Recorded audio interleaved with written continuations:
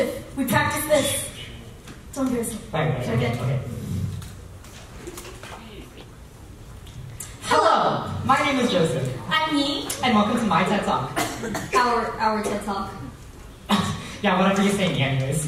Anyways, this is my closest friend. Unfortunately. So, we've known each other for 2 years. I thought he was weird at first. I still think she's weird. At first, we were just classmates working together for the occasional academic project, and then drifting apart afterwards. I did write you that love letter that one time, though. On a wrinkled old McDonald's bag for an English assignment. Okay, well, I like the gift. I like the coupons, thank you. I'm sorry. I'm so sorry. I'm just getting very nervous.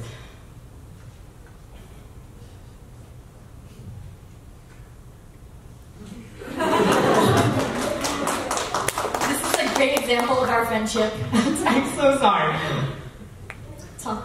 Oh, over the summer, we didn't talk at all. But then this year, by some, miracle or maybe perhaps fate, we got super close. Even closer than last year. Now we talk practically every day. That's why I never get any of my homework done.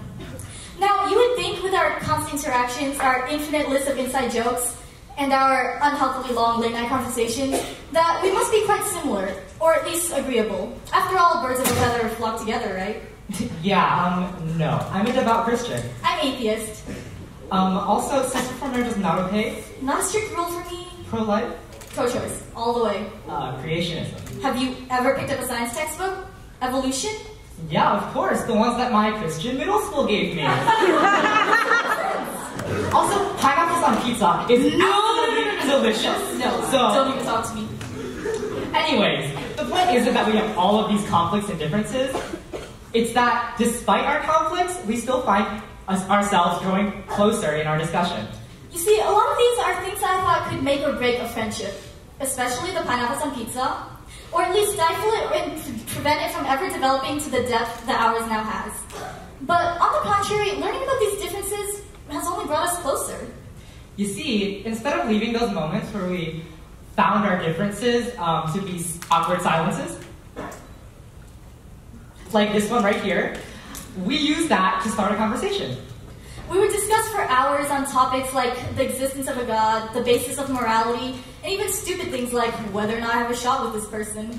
We would scream at each other at all caps, of course, but we also found many points of similarity within our differences, even if our differences outnumbered them 100 to 1. And we learned so much from our discussion. In fact, we've learned possibly what is one of the most important life lessons: how to listen. In 3rd grade, when I still identified as Buddhist, one of my friends, whose father was a pastor, went up to me on the playground and said, "If you don't believe in God, you're gonna go to hell." Thanks. Now, this is not the sole cause of, but definitely influenced my rejection of the notion of a God and led me to be even slightly anti-religion. I especially hold biases against Christians, who were a majority of the people trying to convert me. But over time, I found that I didn't mind Joseph's attempts at converting me quite so much. You see, instead of trying to convert her by yelling at her to avoid the depths of burning hell, I asked her, "Why don't you believe in God?" And I actually listened. At first, we clashed like most people do, only seeing our own values and refusing to truly hear out the other side. But we soon found that argument goes nowhere when the other person doesn't share your same values. What you see as a perfectly logical and reasonable argument may fall flat on its face for the other person. So we had to learn to appeal not just to our own personal values, but to each other's. When Joseph had a faith and identity crisis, I had to seek religious support to make my advice credible to him, which is something I'd never done before. We each had to step out of our own comfort zones in order to cater to the other person's needs. What I didn't understand when I asked Nhi to go to church was why she refused, because church is such a wonderful and joyous place for me. But after listening to her words instead of my thoughts, I could finally have a better grasp of her point of view. This acknowledgement of the other side's values and validity doesn't just help facilitate civil discourse, it's absolutely necessary for it. None of our conversations would have gone anywhere if both of us had remained stubborn-minded and obstinate. Now, neither of us have fully won over the other, but our discussions are a lot more productive and persuasive ever since we have learned to take each other's values into account. And after convincing her that she didn't have to convert if she came to my church just once, She finally came to one of my church meetings last month, after standing me up on 2 separate occasions. In my defense, that was because of scheduling conflicts. And I'm still atheist, but I did genuinely enjoy his church meeting, and I look forward to going to another one soon. But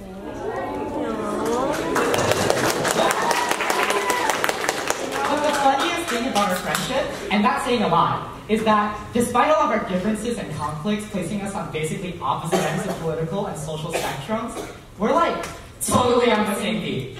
It's unsettling sometimes. Like he said, we're not just close despite our differences, but because of them. I share my faith with her so that she can convert, but also learn. And she allows me to strengthen my faith by questioning it. He's better at math. And she's better at English. So we help each other out in both.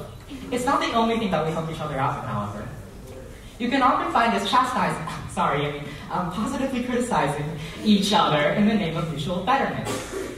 You see, it is due to our differences that we are able to see the character flaws in each other that we would personally never see ourselves. Sorry. You see, a lot of his personal lifestyle choices and beliefs are things that I can't fully accept, nor do I think I'll ever be able to. And the same goes for me, but we just have to accept that we can't actually be the same person. We continue to touch upon our points of conflict from time to time, bringing up new evidence, but none of these debates ever end with a winner, because there can't be one. People may wonder, why bother arguing the same topics over and over? Why endlessly question and waste your time? Well, it helps us to keep learning and keep evolving. Intellectual discussion forces your mind to work like nothing else does, expanding your perspective. We've seen time and time again how positive exchanges between opposing sides can be when done civilly. In the midst of World War I, soldiers from all across Europe set aside their weapons and crossed no man's land in order to sing songs and exchange gifts together. What they did was set aside their differences in a beautiful, historic moment, the Christmas truce. In more recent events, a young woman that grew up in the Westboro Baptist Church fought daily with the people that she was raised to hate over Twitter. Until one day, a Jewish man messaged her politely with genuine interest about her upbringing and beliefs. This sparked an odd and unexpected relationship that led her to realize she needed to leave that church. You see, simply coming to terms with the fact that your enemy is a human just as deserving of love and forgiveness as you significantly increases the chances of your words actually reaching them. And of course, we have to be willing to allow people to change for the better and forgive them for their wrongs of the past. However, such empathy on a battlefield seemingly filled with hate can take some getting used to. But that's okay, because there's no better way to do that than arguing with your best friend. People often cling to their own beliefs as the sole truth and avoid anything that dares to contradict them.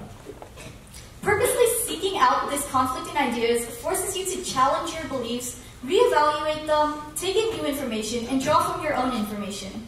Then use that information to strengthen and defend your own stance. Or even change your mind. Opening up your eyes to a whole new world of possibilities. Plus, bonus points if you still want to be BFFs after that civil discourse. So the next time that you're confronted by a different set of beliefs, before you run away or try to avoid it, tackle it head on and force yourself to see the world through a different lens. You'll find a lot of room for growth in yourself and in your relationships.